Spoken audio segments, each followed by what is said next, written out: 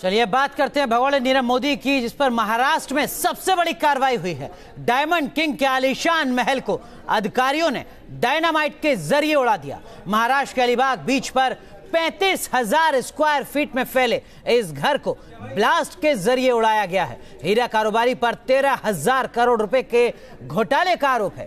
पहले इस घर को बुलडोजर के जरिए गिराने का प्लान बनाया गया था, लेकिन जब इसमें कामयाबी नहीं मिली तो उसे ब्लास्ट के जरिए जमींदोज किया गया। तो आप देख सकते हैं तस्वीरें किस तरीके से नीरव मोदी के इस आलीशान बंगले को पलक झपकते ही डायनामाइट के जरिए जमींदोज किया गया है। 13,000 करोड़ रुपए के धोखाधड़ी का आरोप है नीरव मोदी पर। तस्वीरें आप देख रहे हैं। आपको बता दें कि 13,000 करोड़ रुपए की धोखाधड़ी का आरोप है, घोटाले का आरोप है नीरव मोदी पर। लगातार जांच एजेंसियां इंतजार कर रही हैं भगोड़े नीरव मोदी का, लेकिन इस बीच कार्रवाई भी लगातार की जा रही है नीरव मोदी की संपत्तियों पर। एक तरफ जहां तमाम संपत्तियों को जब्त किया गया है, वहीं दूसरी तरफ नीरव मोदी के इस आलीशान बंगले को ध्वस्त किया गया है। सरकार के एक्शन के जरिए लगातार ये संदेश दिया जा रहा है कि भगोड़ों को बख्शा नहीं जाएगा, सख्त से सख्त कार्रवाई की जाएगी। और कुछ उसी तरीके की कार्रवाई नजर आ रही है इन तस्वीरों में, जहां नीरव मोदी के इस आलीशान बंगले को ध्वस्त किया है डायनामाइट लगा के। न्यूज नेशन ने ही सबसे पहले आपको तस्वीरें दिखाई थी नीरव मोदी के बंगले की, किस तरीके का आलीशान बंगला था, किस तरीके के इंतजाम थे। और अब देखिए आप तस्वीरें आप देख रहे हैं, डायनामाइट के जरिए एक झटके में पूरे बंगले को जमींदोज किया गया है। शैलेंद्र सिंह हमारे साथ, हमारे सहयोगी जुड़ रहे हैं मुंबई से। शैलेंद्र, कुछ दिन पहले न्यूज नेशन पर आप ही की रिपोर्ट देखी थी, सबसे पहले आपने दिखाया था किस तरीके का बंगला था। तस्वीरें बहुत कुछ कह रही हैं नीरव मोदी के खिलाफ एक्शन को लेकर।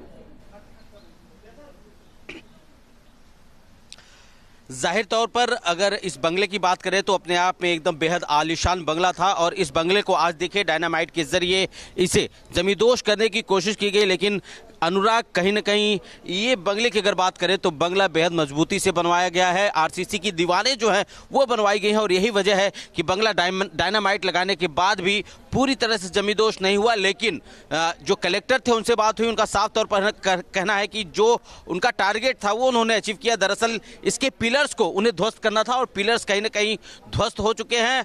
और ये डायनामाइट के जरिए तकरीबन 30 किलो विस्फोटक का इस्तेमाल किया गया, और तमाम जो पिलर्स हैं उनमें 110 जगहों पर ये डायनामाइट्स जो हैं वो भरे गए थे, और उन्हें बटन के जरिए एक ही ब्लास्ट में उड़ाया गया। तमाम जो पिलर्स हैं मैं आपको दिखाना चाहूँगा, ये पिलर्स जो हैं वो ध्वस्त हो चुके हैं। लेकिन अब कल से ये इसकी शुरुआत की जाएगी कि अब जेसीबी और जो पोकलैंड मशीन है उसके जरिए इसे ध्वस्त किया जाएगा, और तकरीबन 20 दिन का समय लगेगा ये पूरा मलबा हटाने के लिए। जानकारी के लिए बता दूं कि 13,000 करोड़ के महा पीएनबी घोटाले में यह पूरा मामला जो है वो अटैच, इस प्रॉपर्टी को अटैच किया है ईडी ने, और उसी के तहत चूंकि यह सीआरजेड का उल्लंघन था, तमाम नियमों को ताक पर रखकर नीरव मोदी ने इस बंगले को बनवाया था, एक अभेद किले के रूप में बनवाया था। और यही वजह है कि सीआरजेड के उल्लंघन के तहत इस बंगले को आज ध्वस्त किया गया है। बिल्कुल, तो तस्वीरें हम देख रहे हैं। बहुत बहुत शुक्रिया आपका तस्वीरें साझा करने के लिए। और आप देख सकते हैं नीरव मोदी कौन है, ये हम आपको बता दें। घोटाला सामने आया था, बड़ा घोटाला सामने आया था। 13,000 करोड़ रुपए की धोखाधड़ी का आरोप लगा था नीरव मोदी के ऊपर, और उसके बाद लगातार जांच एजेंसियों का शिकंजा कसता रहा नीरव मोदी पर।